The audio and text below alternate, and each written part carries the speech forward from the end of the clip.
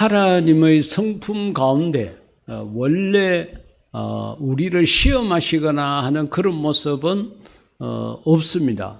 그런데 오늘 본문 말씀 가운데 보면은 하나님께서 분명히 아브라함을 시험하시려고 하는 말씀을 1절에서 하고 있습니다. 하나님께서 시험하시는 것은 넘어뜨리기 위한 유혹의 시험이 아니라 우리가 얼마만큼 하나님을 사랑하고 있는지, 또 우리가 얼마만큼 하나님 말씀에 순종하고 있는지를 알기 위한 확인의 방법으로 그렇게 시험하신다는 것을 알 수가 있습니다. 오늘 1절 말씀 가운데 보니까 그 일 후에 그같이 이야기를 했는데 21장에 보게 되면은 아브라함이 그토록 기다리던 아내를 통해서 마침내 얻게 되고 여러 가지 모양으로 복잡하게 얽히고 설켜 있었던 하갈이라는 여종과 또 자기 아내와의 관계도 깨끗하게 정리가 됐습니다. 그 일이 있고 난 다음에 그 일 후에 하나님이 아브라함을 시험하시려고 그를 부르시되 아브라함아 하시니 그가 이르되 내가 여기 있나이다. 그같이 이야기를 했습니다. 그러니까 하나님께서 아브라함의 골치 아픈 문제, 정말로 마음의 소원을 다 이루어주고 난 다음에 그 다음에 아브라함의 마음속에 혹시 하나님을 잊어버렸나? 급할 때는 하나님 앞에 막 울부짖고 하나님을 찾고 이렇게 하잖아요. 그러다 그 문제가 다 해결되고 난 다음에 우리가 하나님의 사랑에서 멀어지고 하나님의 은혜를 잃어버리는 경우가 많이 있지 않습니까? 그 아브라함에게도 혹시 그런 마음이 들었는지 하나님께서 확인하고 싶어 하셨던 것 같습니다. 사랑하는 성도 여러분, 아브라함은 믿음의 조상이라는 그런 별명을 가지고 있을 만큼 믿음이 대단한 사람이었습니다. 이만하면 하나님이 그냥 믿고 저 인간은 그냥 내버려둬도 나를 평생 사랑하고 내 말에 절대적으로 순종할 거야. 그렇게 지나칠 수 있었겠지만은 하나님은 그걸 확인하고 싶어 했습니다. 예수님께서도 부활하시고 난 다음에 자기를 3번이나 부인했던 베드로를 찾아가서 너가 나를 사랑하느냐 3번이나 그렇게 확인했던 모습을 우리가 또 생각을 해야 합니다. 하나님도 확인하고 싶었습니다. 성도 여러분들이 교회를 다니신 지 오래됐습니까? 여러분들이 교회에서 믿음이 좋은 중직자입니까? 여러분들이 남들보다도 더 뛰어난 믿음을 가졌다고 생각합니까? 오늘 하나님께서 여러분을 시험하실 수도 있다는 것을 아브라함을 시험하신 하나님의 경우를 보면서 내게도 충분히 그런 일이 있을 수 있겠구나 이렇게 생각을 하셔야 합니다. 그래서 아브라함을 불렀습니다. 시편 17편 3절 가운데 다윗은 이런 고백을 합니다. 주께서 내 마음을 시험하시고 구약 성경에서 주께서 하는 것은 하나님입니다.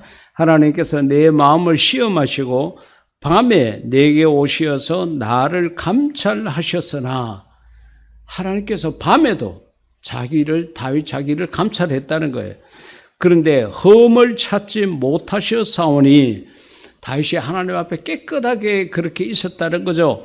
내가 결심하고 입으로 범죄하지 아니하리다. 더욱더 하나님 말씀대로 살고 하나님의 사랑에 가까이 있겠다는 그런 고백을 다윗이 한 것을 볼 수가 있습니다. 그래 다윗도 시험하셨고 아브라함도 시험하신 그 하나님이 믿음이 좋다고 자부하고 있는 나를 시험할 수 있다는 것을 마음속에 꼭 기억을 하셔야 합니다. 그리고 하나님께서 시험하는 과제를 줬는데 그 과제가 뭔가 하면은 2절 가운데 여호와께서 이르시되 내 아들 내 사랑하는 독자, 하나님께서 독자라는 표현을 썼습니다. 그러면서 이삭을 데리고 모리아 땅으로 가서 지금 아브라함이 있는 곳에서 모리아 땅까지는 80km가 됩니다. 그러면은 여기서 부산까지의 거리가 90km가 조금 넘거든요. 그러니까 부산 거의 가까이 가는 그런 거리라고 생각하면 됩니다. 그곳에 가서 내가 내게 일러준 한 산, 거기서 그를 번제로 드리라. 제사의 종류가 여러 가지 있는데 번제라는 것은 태울 번자입니다. 그 짐승을 잡아서 각을 떠서 그걸 불로 태워가지고 하나님 앞에 드리는 것을 번제라고 그러거든요. 그런데 하나님께서 그냥 너 아들 내게 맡기라 그게 아니라 아들을 죽여가지고 그걸 각을 떠서 불로 태워서 내게 바치라. 번제를 하나님이 요구하셨습니다. 여러분 이게 정말 보통 일이 아니죠. 하나님께서는 어떻게 보면 지독하리만큼 우리에게 정말 마음을 다하는지 뜻을 다하는지 목숨을 다하는지 확인하고 싶어 한다는 것을 우리가 여기서 알 수가 있습니다. 자, 이렇게 큰 과제를 주었습니다. 여러분 100세 때에 얻은 아들이 아브라함에게 얼마나 귀하겠습니까? 얼마나 아름다웠겠습니까? 그것을 하나님께서 내게 바치라는 거예요. 그것도 그냥 뭐 군대 2년 보내라 이게 아니라 죽여가지고 불로 태워서 내게 바치라 번제를 하라 그같이 이야기를 한 겁니다. 마태복음 6장 20절 21절 가운데 보면은 오직 너희를 위하여 보물을 하늘에 쌓아두라. 이것은 예수님께서 직접 하신 말씀입니다. 거기는 조미나 동록이 해하지 못하며 도둑이 구멍을 뚫지도 못하고 도둑질도 못한다고 그와 같이 이야기를 합니다. 그러면서 21절에 내 보물이 있는 그곳에는 내 마음도 있느니라 그같이 이야기했습니다. 그러니까 아브라함의 마음 중심이 지금 어디에 있는지 하나님께서 알고 싶어하는 거예요. 100세 때 얻은 늦게 얻은 그렇게 마음에 바라고 원하고 이것 때문에 힘들어했던 그 아들 이삭에게 있는지 아니면은 하나님에게 있는지 하나님께서 확인하고 싶어 하셨던 것입니다. 어느 것이 보물인지 한번 보자. 너에게 너의 삶 속에 하나님이 내가 보물이냐 아니면 100세 때 얻은 아들이 보물이냐. 너 보물이라고 생각하는 곳에 분명히 너 마음이 있을 건데 그걸 한번 내게 바쳐라. 그와 같이 이야기를 하신 것입니다. 여러분 하나님께서 우리를 시험하실 때도 똑같을 것입니다. 아마 내가 가장 아끼고 내가 가장 사랑하고 내가 보물처럼 느끼는 것을 하나님께서 너 나한테 가지고 와. 나한테 바쳐봐. 하나님께서 그렇게 요구하실 것입니다. 여러분, 여러분이 가장 사랑하는 것이 무엇입니까? 언제나 변함없이 하나님이고 주 예수님이기를 주의 이름으로 부탁드립니다. 예, 세상의 것 정말 사랑하고 내가 그렇게 한다고 하더라도 그것은 내 것이 되지 않습니다. 내가 아무리 아끼고 내가 아무리 이것을 내가 관리를 한다고 하더라도 내 것이 되지 않습니다. 잠언 11장 24절에 헛터 구제하여도 더욱 부하게 되는 일이 있나니 과도히 아껴도 가난하게 될 뿐이니라. 우리의 생사화 복은 하나님에게 달려 있습니다. 내가 이 땅에서 붙잡고 내가 이 땅에서 아낀다 그래서 그게 내 것이 되느냐? 절대로 그렇게 되지 않는다는 겁니다. 다 하나님 손에 있다는 겁니다. 자, 그러한 시험을 받은 아브라함이 어떻게 했느냐? 12절 가운데 보면은 사자가 이르시되 그 하나님께서 보낸 천사죠. 그 아이에게 내 손을 대지 말라. 그 아브라함은 순종을 했습니다. 정말로 그렇게 하고 싶지 않았겠죠. 그러나 하나님 말씀에 전적으로 순종하는 마음으로 자기의 귀한 보물 덩어리 그렇게 아끼고 사랑했던 그 이삭을 그렇게 데려가서 돌 위에 나무를 쌓고 그 나무 위에다가 아들을 누워가지고 손에 칼을 들고 이제 그 아들을 죽이려고 합니다. 그때에 하나님께서 천사를 보내가지고 그 아이에게 내 손을 대지 말라. 그에게 아무 일도 하지 말라. 너가 내 아들 너의 독자까지도 내게 아끼지 아니하였으니 내가 이제야 내가 하나님을 경외하는 줄을 아노라. 하나님께서 이 사랑을 확인하고 싶어 했던 것입니다. 정말 너가 나를 사랑하나? 여러분, 우리가 복권에 당첨된 사람들이 보면 인생을 망치는 경우의 이야기를 많이 듣고 있지 않습니까? 관리 능력 이상의 많은 돈이 들어오게 되니까 이것을 어떻게 사용할지 모르고 그냥 닥치는 대로 사용하다 보니까 인생을 망치는 경우가 있습니다.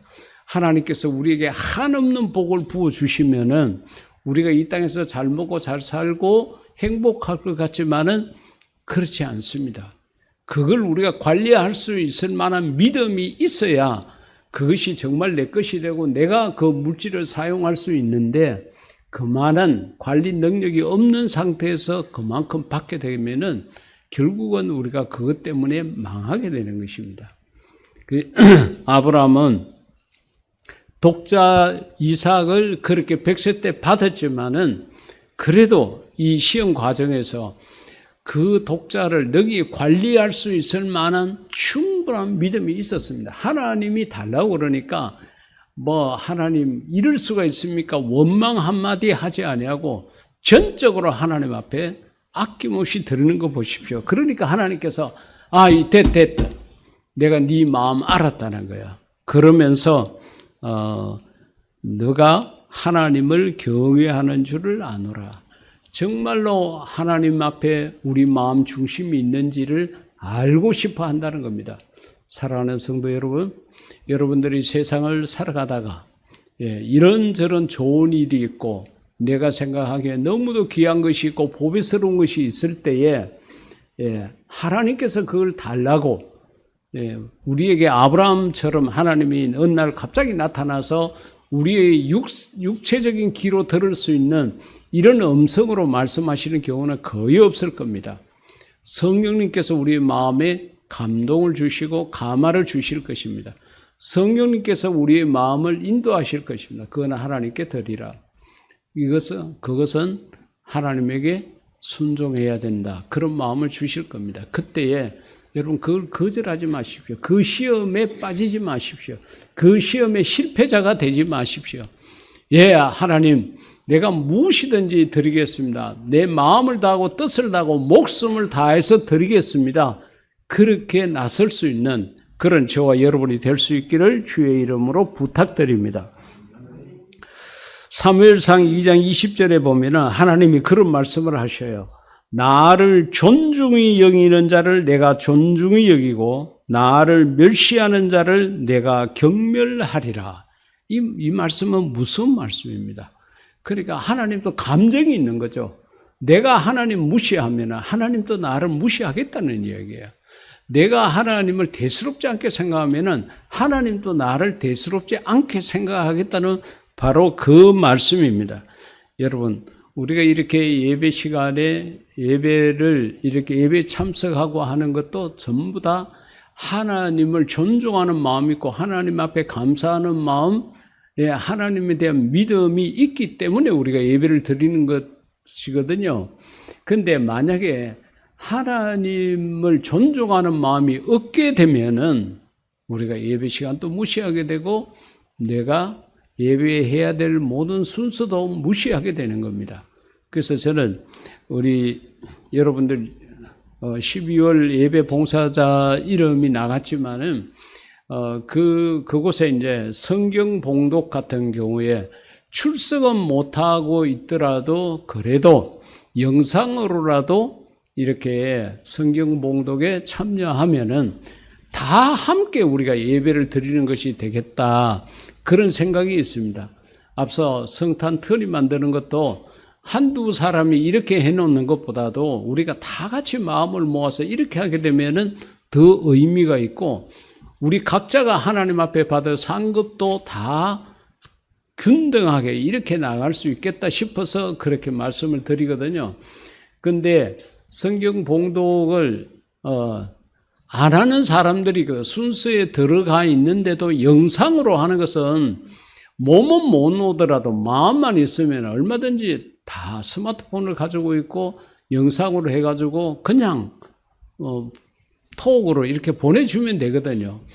그것까지도 안 한다는 것은 하나님에 대한 예배를 무시하는 거라고 생각을 합니다. 그래서 하나님을 경멸한다고 생각을 해서 2번 이상 그 순서를 감당하지 않으면 그 다음에 제가 주보에 그 이름을 올리지 않습니다. 이 사람은 하나님 앞에 예배 드리고자 하는 마음도 없고 교회를 사랑하는 마음도 없고 우리 교회 공동체의 일원이라는 그런 마음도 없구나 생각을 해가지고 아예 이름 자체를 안 올립니다. 그렇게 하는 이유는 하나님을 경멸하는 자가 하나님 앞에 예배 드리고 하나님 예배에 참석한다는 이 자체가 자기도 복 못 받고 하나님 보시기에도 화가 안 나겠어요? 내가 그를 먹이고 입히고 지금 살리고 있는데 이거 하나 나한테 예배 드리는 것 이거 하나 감당할 수 있는 그런 마음이 없고 그런 정성이 없는 것 같으면은 이것은 하나님으로부터도 이미 버림받지 않았겠나 이렇게 생각을 해가지고 제가 아예 예배 순서에 넣지를 않습니다.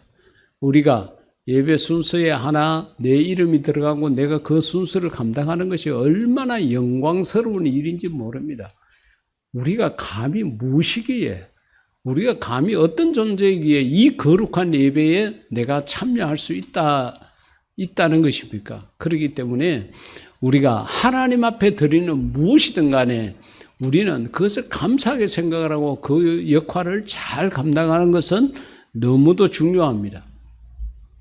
저 멀리 아르헨티나에서 생활하고 있는 우리 준혁이, 이영도 장로님 아들이죠. 준혁에게 제가 연락을 했습니다. 준혁아, 금년 성탄절 예배 때 성경 봉독을 너가 좀 해서 영상으로 보내주겠느냐 제가 그렇게 물었어요. 그러니까 답이 오기를 목사님 영광입니다 이렇게 얘기를 하는 거예요. 내 마음이 얼마나 기뻤는지 야 이놈이 몸은 멀리 떨어져 있고 그렇지만 그래도 마음은 교회에 있고 하나님을 사랑하는 마음이 있구나 이렇게 생각이 들어가지고 그래 내가 그렇게 생각해 줘서 너무 고맙다 이렇게 답을 보냈습니다. 그런 마음이 있어야 돼요. 예, 우리가 하나님 앞에 드리는 모든 것에 마찬가지입니다. 우리 오늘 여러분들이 드리는 헌금 얼마인지 모르지만 그것을 경산시장에게 내가 기부하겠습니다 갖다 줬다고 그랬을 때에 여러분이 어떤 답을 들을 것 같습니까? 그런데 우리가 드리는 헌금은 위대하시고 거룩하시고 온 우주의 주인이 되시는 하나님 앞에 드리는 거거든요. 예. 그렇게 생각하면 우리가 하나님 앞에 이 물질을 드릴 수 있는 그 자체도 영광스러운 거예요. 하나님께서 어떤 모양으로든지 우리에게 순종을 요구할 때에 여러분 아브라함처럼 아끼지 아니하고 정말 마음을 다하고 뜻을 다하고 목숨을 다해서 하나님에게 드릴 수 있는 그런 우리 모두가 될 수 있기를 주의 이름으로 축복합니다. 아브라함의 이런 모습을 보신 하나님이 맹세를 해요. 제가 이 말씀을 읽으면서 야 아브라함은 어떤 인물이냐 하나님으로 하여금 맹세를 시킨 그러한 인물이구나 이런 생각을 했습니다. 16절 이하 말씀 가운데 이르시되 여호와께서 이르시기를 내가 나를 가리켜 맹세하노니 하나님께서 당신을 가리켜서 맹세한대요. 너가 이같이 행하여 너의 아들 너 독자도 아끼지 아니하였은즉 내가 너에게 큰 복을 주고 너의 씨가 크게 번성하여 하늘의 별과 같고 바닷가의 모래와 같게 하리니 너의 씨가 그 대적의 성문을 차지하리라. 또 내 씨로 말미암아 천하 만민이 복을 받으리니 이는 너가 나의 말을 준행하였음이니라. 할렐루야. 하나님이요 이 아브라함에게 복을 주겠다고 맹세를 한 거예요. 아브라함의 순종이 하나님으로 하여금 맹세하도록 만들었다는 겁니다. 여러분 얼마나 귀한 일입니까? 그래서 오늘 이 땅의 모든 사람들 여러분 종교 때문에 다툼도 많이 일어나고 그러지만은 유대교, 이슬람, 기독교 한결같이요. 아브라함은 전부 다 받들어 모십니다. 아브라함이라 그러면 모든 것을 다 걸고 있습니다. 네. 그래서 아브라함의 이름이 온 세상에 널리 퍼지고 수많은 사람들에게 하나의 믿음의 모델이 되어 있다는 거죠. 하나님께서 그렇게 되도록 복을 주신 것 같습니다. 사랑하는 성도 여러분, 여러분들의 보물은 무엇입니까? 여러분들은 하나님 앞에 어느 정도까지 순종할 수 있습니까? 여러분이 하나님을 사랑하는 사랑의 정도가 어디까지입니까? 하나님께서 신앙생활 제대로 잘하고 있다는 나를 아브라함 믿음의 조상을 시험하셨던 그 하나님께서 나를 시험할 수 있다는 것을 생각하십시오. 그리고 아브라함에게 요구하셨던 것처럼 가장 귀하고 가장 소중하고 보물처럼 여기는 것을 내게 바치라고 요구할 수 있다고 생각하십시오. 그때 여러분들은 어떻게 반응하시겠습니까? 어떻게 순종하시겠습니까? 바라고 원하기는 우리 모두가 아브라함처럼 그러한 믿음을 가져서 가장 귀한 것이라도 하나님 말씀이라 그러면 순종하고 복종하고 하나님 앞에 드릴 수 있는 그런 우리 모두가 될 수 있기를 주의 이름으로 축복합니다. 그래서 하나님께서 아브라함을 두고 복을 주겠다고 맹세하신 것처럼 하나님께서 여러분 한 사람 한 사람을 두고 하나님이 스스로 맹세해서 여러분에게 많은 복을 주는 그런 기적의 역사가 있기를 주의 이름으로 축복합니다.